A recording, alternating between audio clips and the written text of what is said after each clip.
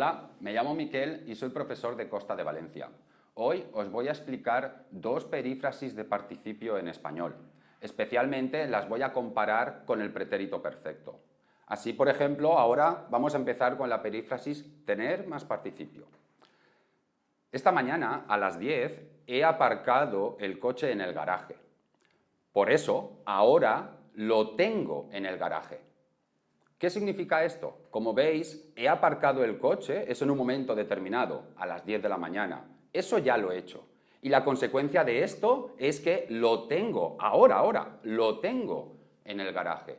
Así podemos ver que la diferencia entre el pretérito perfecto, que es cuando realizamos una acción, y la perífrasis con el tener más participio, expresamos la consecuencia que todavía continúa de esa acción primera.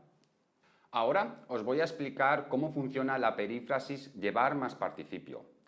Mirad, como muchos sabréis, la saga de Harry Potter tiene 7 libros.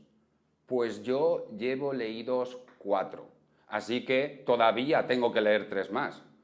Como veis, con esta estructura indico qué acciones he hecho de un bloque, pero también indico que no lo he terminado. Así, por ejemplo, si os digo que llevo estudiados 7 unidades de este libro, automáticamente vosotros sabréis que no me lo he estudiado todo y que todavía hay unidades en este libro que no he leído. Bueno, hasta aquí esta explicación. Nos vemos en el siguiente vídeo. Hasta luego.